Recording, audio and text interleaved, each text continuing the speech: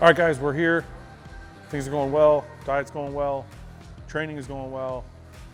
A little sore from leg day still, but it doesn't matter because today we're going to hit shoulders, a smaller body part. Shouldn't tax our central nervous system at all. We're not going to be going crazy heavy because the tricep's not fully healed. But yeah, so today we're going to get some shoulders in, try and get some crazy stuff for you to see, or maybe it'll just be basic. But either way, it's going to be intense. So try and follow along. So there's a million different variations you can do for almost any exercise, but especially rear delts, there's just a lot of different things you can do with it. I kind of like the reverse pec deck the most. It kind of puts me in a perfect spot. I get the most feel out of it. And it's a good way to start the shoulder workout because it kind of loosens up the joints, gets everything warm, and gets you going, gets the blood flowing before you get into heavier pressing movements. So it kind of saves your shoulders that way. Now, one of the things you want to do is you want to make sure your shoulder is decompressed. You don't want to shrug your shoulder, because if you shrug your shoulder, you're going to get more trap. So decompress your shoulders, push it down, and then you're going to come out. One of the things I see wrong often is people try and come back with the weight, but they want to come all the way back.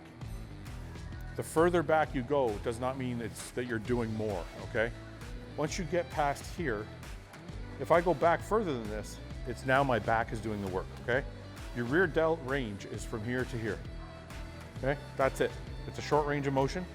When you start going like this, now your back is doing more of the work, and we don't want our back to do more of the work. So just open it up just as far as your shoulders will go. Don't worry about trying to go all the way back because, like I said, that's not your shoulder, okay? Those are the only real two tips I want to give you. Now, the other thing I want to say is rear delts. Most rear delt movements are going to be higher rep. It's a very small muscle group. As you can see, it's just a small strip right here. It's not some massive muscle group that needs to be pounded with heavy weight. It's more volume will work. So we're going to try and get 12 to 15, maybe even 20 reps per set. And we're going to really just drive blood to the area, drive nutrients to the area. That's what we're trying to do mainly. We're not trying to overload it with super heavy weight. That doesn't work for little small muscle groups like that. So try and follow along.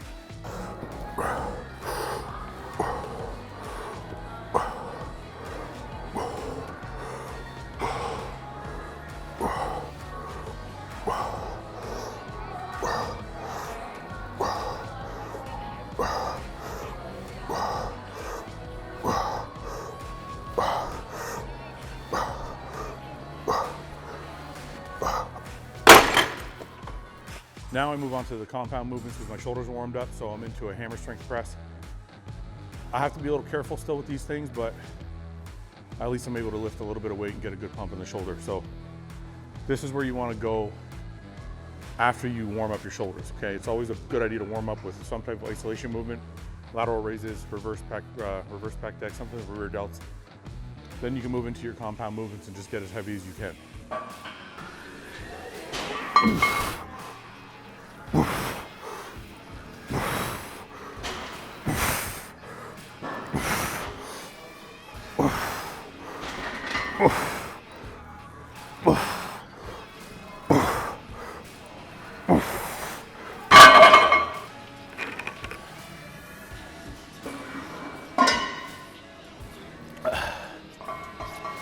This orange flavor is fucking delicious. I think it might be my favorite of all the flavors. So over there we were in the 15 rep range because it's a small muscle group. Here we're working the entire shoulder complex. So we want to get a little heavier. So I generally don't go over 10 reps. I just kind of warm up through the 10 rep range. Just keep adding weight until I can't do 10 reps anymore. I might go down to 8s. And then that's heavy enough for me for now. When I'm at full capacity, I might go down to a 6. But if I go down to a 6, I usually do a drop set or a rest pause or something after that to torch the shoulder even further. If you noticed, on the rear delt, we did a lot of warm-ups. It's the very first exercise. So I literally started at 40 pounds, 60, 80, and so on to just get a really good warm-up in the shoulders. Okay, go. Come here.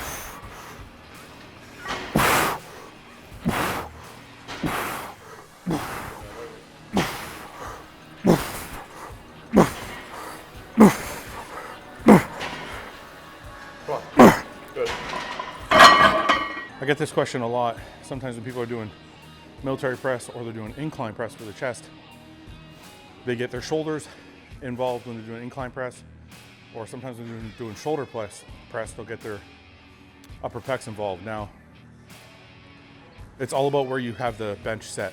So like I said, during our chest workout, if your bench is set one peg off of horizontal, you're gonna get less shoulder work. But if your bench is set too high, you're gonna get more shoulder work.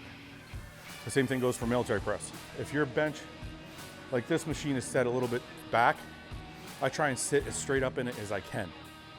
A lot of people, you see them slide their ass out so they can put more weight on it. You'll see somebody sit there with, 3, 4, 5 plates on the machine, but their ass is all the way out at the edge of the seat and they're leaning back. Well, you're just doing a chest workout. You're not doing 4-plate shoulder press. You're doing 4-plate chest press, okay? To make this extremely accurate, you gotta pull your ass all the way back into the seat and sit as straight up as possible. If you're still getting a chest bump from this machine, then I would do a vertical seat, like that vertical shoulder seat, and put it on the Smith machine so you're sitting straight up and down. And put your ass right back in the seat, sit straight up and down, and do it that way. It's all about body positioning, okay? When you position your body properly, your mechanics will be better and you'll target the muscle that you're trying to target. Okay guys, so we're on our last set here. What we're gonna do is we're gonna do a double drop set. If you see, we rearranged the plates here a little bit. So we're gonna drop the 45 after the first set of failure. Then we're gonna drop the quarter after the second set of failure. The reason we set it up that way is because if we just drop the quarter after the first set of failure, we're only gonna get 2 or 3 more reps. So we wanna get more reps on each of the sequential drops. Okay, so you don't have to do it that way, just a ease of setup as we go. Go!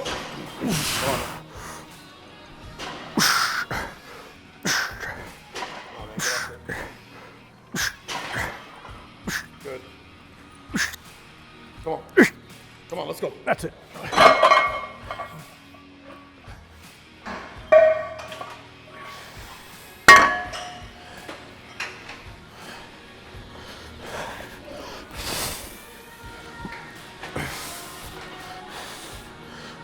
Go.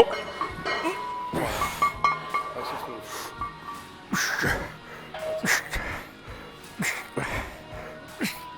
Good. Come on. Let's go. Come on. Come on. Keep moving. Good. Come on. Good. That's it.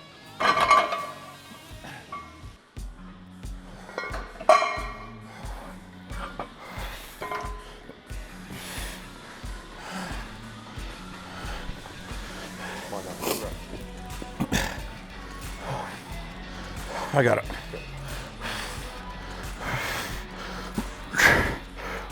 Keep it all here.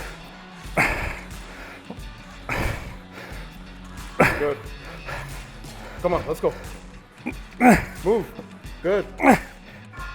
That's it. Come on, a couple more. Good. Come on. Good. Okay, so we're going to do a variation of this machine that some of you may have done before and some of you did not. So I'm just going to show you what we're doing. Normally we sit in here and we do this, right? Now, I find that when my arm is bent like this, I can use a ton more weight, but it's also because my traps are working and they're helping me lift the weight. Now, what we're gonna do is make it harder on ourselves, which I try and do all the time. We turn around. Now, turning around, you can still bend your arms, right? But what we're gonna do is we're gonna turn around, we're gonna straighten our arms right to our side. So it's just gonna be literally a fly.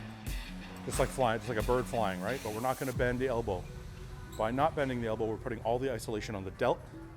It's gonna be a lot harder. You're gonna have to use lighter weight. Again, make sure your traps are decompressed, your neck is elongated, shoulders are decompressed. Otherwise, your traps will take over. So shoulders decompressed and just fly straight out with your hands. Make sure the hands are straight to get the full impact.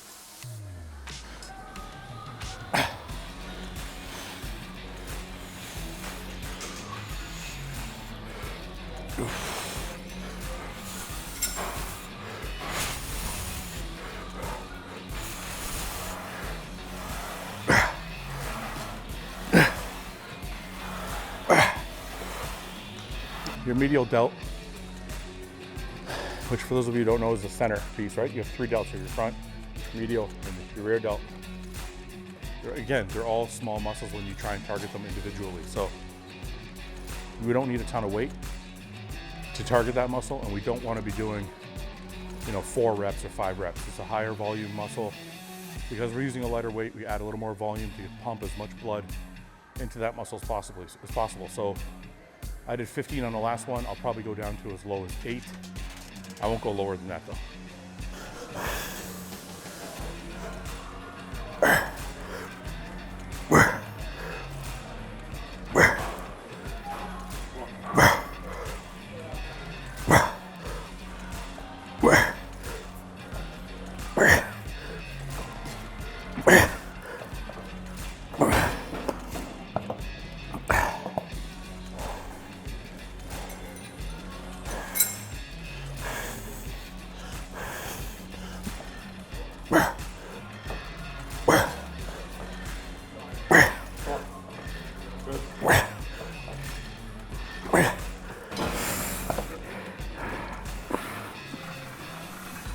Holy fuck.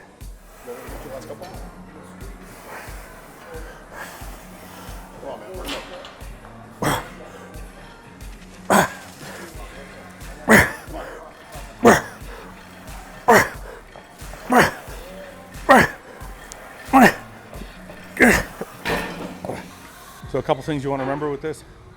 When you're leading with your hand, and this matters, I found a difference in the two, and I'm not sure why, so I can't explain to you, but I think it's because your forearm is actually helping. If you lift this way and your hand is down, it will be easier and you won't get as much contraction in your shoulder, okay? If you tilt your fist upwards like this, and you lift that way, you get a lot more contraction in your shoulder. So when you're lifting, turn your wrists backwards, fists up, okay? That's the first thing. Second thing is rep speed matters, okay? Everything we've been doing in here day after day after day, I keep preaching to you your rep speed, power through, control negative, power through, control negative. We're doing that here, but we're adding another level of intensity by getting a 1 to 2 second squeeze at the very top. So the weight goes up with power, you get a hold at the top. This is gonna increase intensity, drive more blood, then we control the negative. You don't see me lifting and dropping until I've completed a failure set of like 8 to 10, and then you may see me do some partials where it just goes up and down, up and down, up and down. At that point, the muscle is torched, and I'm just trying to drive more blood, okay? I like to create new exercises where I can. If you don't have a setup like this at your gym with cables, you can do these with dumbbells, okay? It's gonna give you the same motion. I like doing it with cables just because I have a little more control. I'm not worried about trying to balance the weight. And I'm still, like I said, kind of rehabbing my tricep, so I can't really do anything heavy with dumbbells. I'd rather get the tension from the cable because there's gonna be tension on the negative as well. So what I'm doing here is I'm doing a military press variation of a dumbbell press, and I'm supersetting it with a front row. I'm not sure I like the front row portion yet. I'm gonna try it one more time now that I've adjusted the pegs, and we'll see how this feels. The pressing portion of the movement feels great, and even the rowing portion, even though it wasn't ideal, burned out my shoulders.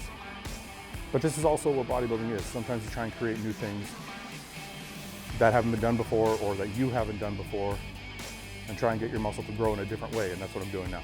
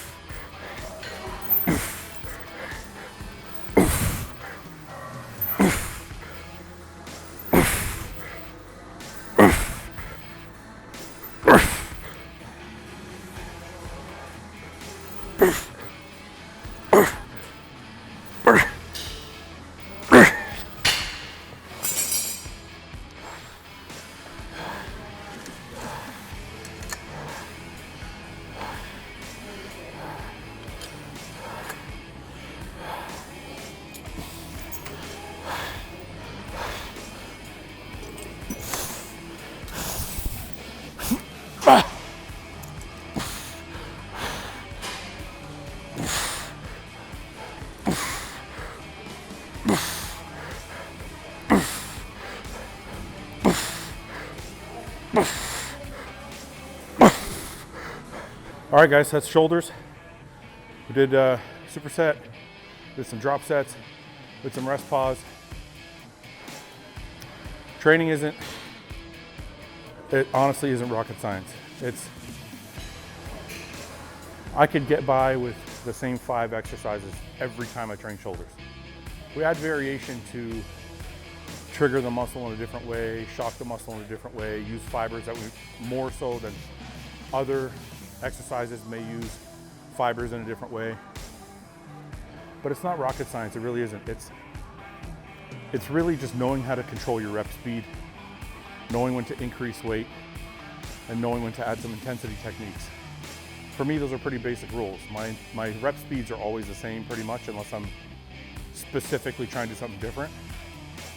My intensity techniques always come at the end on your failure set, the last set of the exercise.